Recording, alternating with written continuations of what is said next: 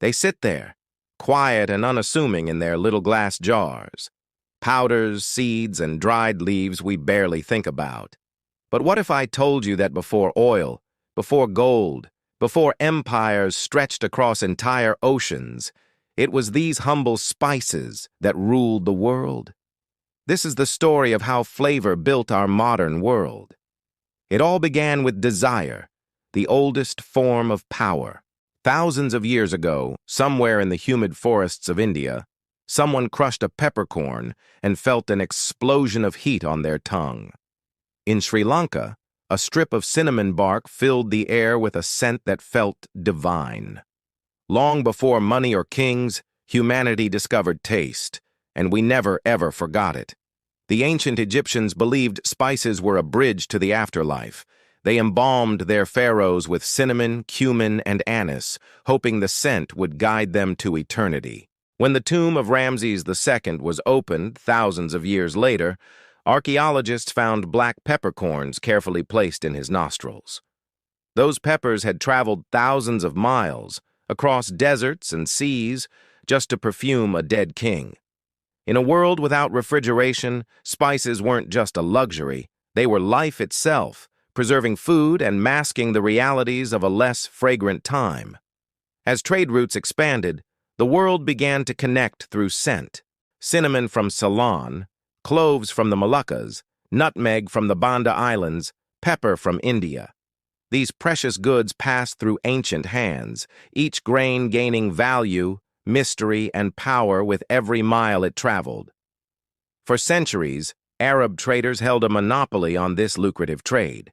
They were brilliant storytellers, spinning wild tales to protect their sources. They spoke of dragons guarding cinnamon forests and giant deadly birds that built nests from cassia branches. The stories weren't true, of course, but mystery was their best defense against competition. And so the myth of spice grew, making it more desirable than ever. In Rome, this myth became a full-blown addiction. The Roman elite spent fortunes on pepper. Sprinkling it over roasted meat wasn't just about flavor, it was a brazen display of wealth and power. At its peak, black pepper was literally worth its weight in gold. When Alaric the Visigoth sacked Rome in 410 AD, he didn't just demand gold and silver. He demanded 3,000 pounds of peppercorns as part of the city's ransom. After Rome fell, the world of flavor dimmed.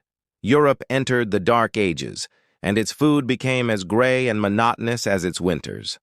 But the craving for taste never truly vanished. It just went dormant, waiting for the right moment to reawaken. That moment arrived in the Middle Ages. Europe rediscovered spice, but the source was still a complete mystery. Venetian and Genoese merchants brought it from distant eastern ports, and with each middleman, the price and the mystique skyrocketed. A single handful of nutmeg could buy a cow. A small pouch of cloves could purchase an entire plot of land. Spice wasn't just for food. It was used in medicine, in perfume, even in supposed magic potions. To own spice was to own the ultimate luxury, and luxury meant power. Then, in 1453, everything changed. The Ottoman Empire captured Constantinople, severing Europe's main land route to the east. The spice supply dwindled, prices soared, and a single burning question ignited across the continent. Where do these spices truly come from? That question launched 1,000 ships into the unknown. Christopher Columbus sailed west, chasing pepper and cinnamon, convinced he could find a new route to India.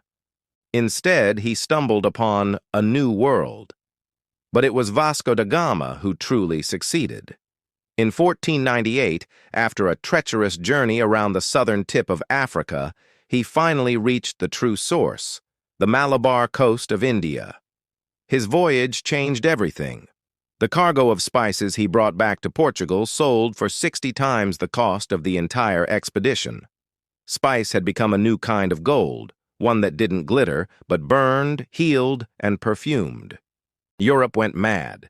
The Portuguese, armed with cannons and ruthless ambition, built forts along the Indian coasts, seizing control of the spice trade by force.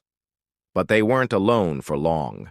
The Dutch and the English soon followed, bringing gunpowder and war to the tiny, once peaceful islands that grew the world's only supply of nutmeg and cloves. The Dutch East India Company, or VOC, became the world's first multinational corporation, an economic and military juggernaut built entirely on the profits of spice. On the remote Banda Islands, the only place on Earth where nutmeg grew, they committed atrocities. They enslaved, massacred, and colonized the local population, all for a fragrant seed. A pinch of flavor was deemed worth a world of suffering. Spice literally redrew the map of the world.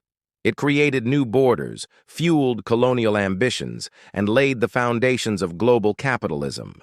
From the blood-soaked soil of the Spice Islands to the bustling markets of Amsterdam and London, taste had become a weapon. It didn't just conquer palates, it conquered peoples and nations. As the centuries passed, the world changed. Steamships replaced sails. New cultivation techniques allowed spice plants to be grown in new lands, breaking the old monopolies. What kings once fought wars for, what had been worth its weight in gold, slowly became ordinary. The sacred became common. The miracle of spice became a part of daily life. The pepper on your dinner table, the cinnamon in your morning coffee, these are the faint echoes of fallen empires and bloody conflicts, now reduced to a simple, everyday routine. But even now, the story isn't over. Look behind the label of any jar in the supermarket, and you'll find the same human chain, the same struggle. Farmers in Madagascar still hand-pollinate vanilla orchids at dawn, earning barely enough to survive. In India, turmeric workers breathe in yellow dust that can stain their lungs. The immense wealth of flavor is still built in many ways on invisible labor. The empire of taste never really ended, it just changed its shape. And yet there's a profound beauty in that connection. Every sprinkle of spice carries centuries of history. Every scent links continents and lives. It reminds us that our simplest pleasures, the sweetness of cinnamon, the fire of pepper, the warmth of cardamom, are threads woven deeply into the grand tapestry of humanity. Spice built trade. It built empires. It drove us to explore, to conquer, to create, and to share.